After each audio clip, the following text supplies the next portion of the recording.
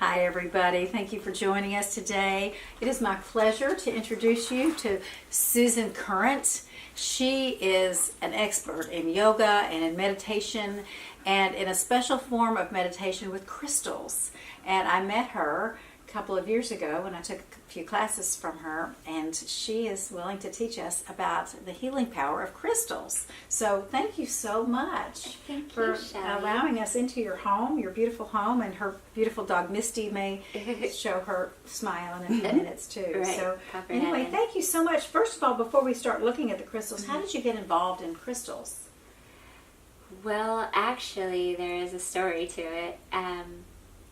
But the very first experience I had with crystals, I actually was in a kind of a therapeutic healing session, and the woman in the session put crystals around me, and she had put one specifically on my third eye, and I just felt it like almost kind of burning. It was such an interesting sensation. And then when we were done with the session, she took away the various crystals she had around, and then I went right away to my third eye. I was like, oh, she forgot one, because I could still feel it there. I could still feel the burn, but it wasn't there. And I was like, that's so interesting. What does that mean? What happened? It was brand new to me, and it was a lot to kind of digest.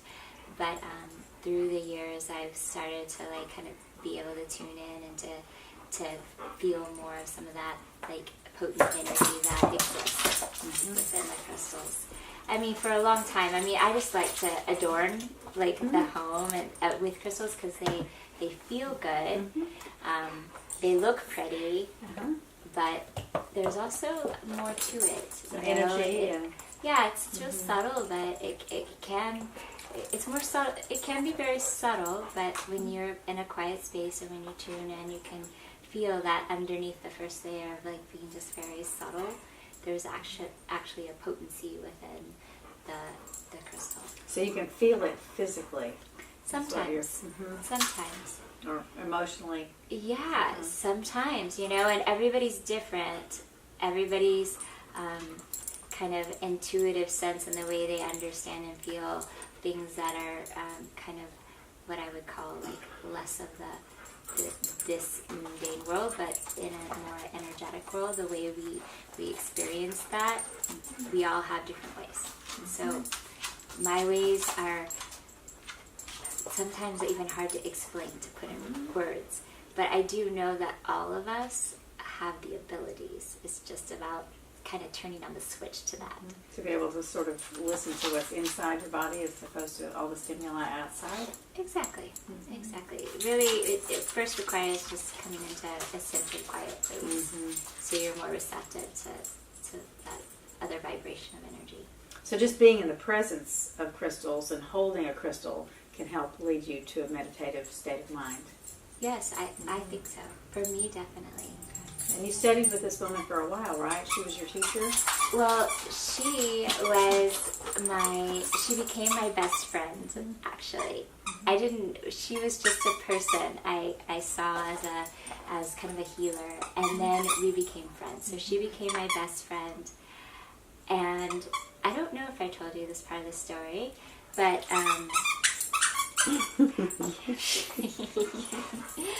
That's Misty. Yes. She, so her name is Ruth, and she became my best friend. And when she passed away, it was like I kind of like inherited, or she kind of willed her ability to tune into crystals to me. It just happened. There was something significant difference that with Ruth's passing, I actually went to crystals kind of as a place of solitude, like a place of like comfort. And even though I didn't really know that much about them, I knew she always worked with them, and it was comforting me to have them. And then I started to feel more about feel more. Started learning more about crystals. Yeah, Yeah. it's like the crystals themselves were speaking. The crystals themselves had a story. It was like more like I could feel them, but I also could. Feel her? Yeah, I don't. It's hard to describe. I could hear the crystals. It's like I could hear them in a sense, like speak, but they're not speaking. But that's how the best way I could describe it. Like I could just have this feeling, knowing, and an auditory like download of information about what their message was, or what they were working for, what they could assist me with, and what they can assist others with. So can we go into your special crystal meditation kit? Yes, absolutely. So this is the kit, and it has 4 stones in it that kind of are all around what I think are really good healing stones. They're all quartz crystals. And it comes with a little bag that you can place the stones in. It comes with a card that gives you a kind of a general description on how to use it, how to use the kit for meditation specifically. On it is also a link to a free download you can have to hear an audio of my voice. It's a guided meditation. Okay. So it's good just to, I think it's helpful to have some guided meditation, and then from that you pick and choose what really works with you, and then you can do it on your own. You don't always need the guided. And this is the rose quartz. Wow. It represents love. So rose quartz represents love. And if you flip the back, you'll see it also has a chakra focus Okay. and a mantra. Okay. So yes, for the rose, the chakra is the heart, and the mantra, Yes. I am love. Yep. And you're wearing a beautiful amethyst necklace. Oh, that was just coincidental. That wasn't planned. So amethyst represents peace. And we have a smoky quartz Okay. for strength, and a clear quartz for clarity. And then on the back too, it gives you more information, like some details about tips of how to specifically use the crystals for the meditation, and what to visualize when you're sitting there. The number one thing I think they help for, if anything, so this is a clear crystal. These stones are unique that they have a polished side and then a rough, kind of more less polished side. So this is the clear quartz. Okay. Okay, just fits inside your hand. Yeah, and each box, they kind of come in different sizes, and they're all little different shapes. This is the smoky quartz. Okay. This is the amethyst. Okay. You like that? I like peace. I like love. Peace, love, can't go wrong. Clarity. And strength. These are great. Yeah. This is beautiful. So for people who are like, I'm just going to take this one, who are like, well, what if I can't feel anything about the crystal? That's okay too. It doesn't matter. That's not exactly the main reason that it could help in meditation. Maybe that's kind of bubbles, that kind of feeling or that energy presence becomes you through meditation. You might feel some awareness of it. But what I think it's most helpful with is just giving us something to do. Okay. So it keeps your hands busy, so you're not worried about what to do with your hands. Right. You know, like when we sit down for a meditation, it's our minds are already really busy. Even when we work hard to come into that quiet, still space, it's amazing how we become the observer of our thoughts, and we can still recognize how active our mind really is. So I think of the crystal as an anchor. So it has a little bit of a weight, and when you sit, you can hold it, and it is your physical reminder that you're in meditation. Okay. So you have something physical. This is as you sit for your set amount of time, 10 minutes, 15 minutes, 20 minutes, whatever it is for your meditation. During that time, it is your intention to be present, to be with your breath, to be with your mantra, whatever the tool for meditation that resonates for you. It is your intention to be very with your tools and focus, to be present, and to let go of all the chatter of the mind. So sometimes our thoughts just come through, and that's okay. We observe those, and then we let it go. And then we have our crystal to remind us, okay, I'm anchored, I'm here, and you can feel it in your hand, or you can just know it's there. Through meditation, a lot of benefit comes from actual visualization, and the crystals can assist, just that knowing a little bit about the metaphysical properties of the crystal can assist you with that. Whether you actually think you're feeling it or not, just by reading about it, contemplating it, and then doing some visualization, visualizing the heart chakra, visualizing the soft pink of the rose quartz surrounding you like a cocoon, feeling the vibration of love. Just having that information and knowing that that's what this represents, it also assists you, it puts that into your awareness, and then it assists you for that kind of vibration to come in through your meditation. And then if you feel something extra, that's just extra bonus, yeah, but just having them around is nice, just to help set your mood, set your sacred space. Kind of set up your environment a little bit. Right. Now, when I took this class from you, you had the crystals out, and I did not know which crystal meant what. And you said just pick two, one for each hand. And I picked two, and I held them in my hand, and I could have arbitrarily picked any two. And so, why do you think people arbitrarily pick, if they're picking one arbitrarily, as opposed to saying, I need love in my life, I'm going to take this one today, or I need peace in my life, so I'm going to take the amethyst today. So if you just do it arbitrarily, if you just go in and sort of just pick one that you think is pretty or that you feel like holding, is there a difference between how somebody consciously makes a choice and sort of subconsciously makes a choice? Well, I think, number one, you can't go wrong. And all of them are good. So it's like, whether you know exactly, like, oh, today I totally need that rose quartz, or you put them in the bag and you just not even see them, and you pick it out and you see what comes to you. And you're like, okay, this is what I need for today. And there's a message in that. So I think it's fun when you're new to crystals and you don't have all the information yet, just to learn that way, to just choose one and know, and kind of notice why you're picking it. Are you attracted to the color? Are you attracted to the shape? Does something about it remind you of something from your childhood or something in your life? And so you're drawn to it.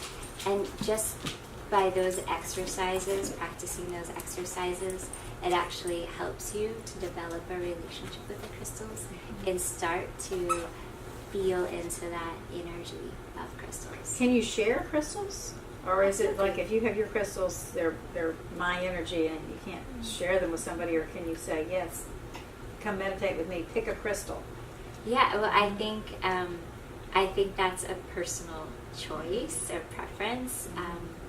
And I will say that I have a lot of crystals that I share, and then I have some that are just mine. They're sacred crystals. Because for some reason, it's like you just feel it. You're like, this one's mine. And that's okay, because that's and it's more like, for whatever reason, it's like I don't even understand all the whys, but I just feel it. Like this is the one that I like to hold the most, and they certainly can absorb energy from people.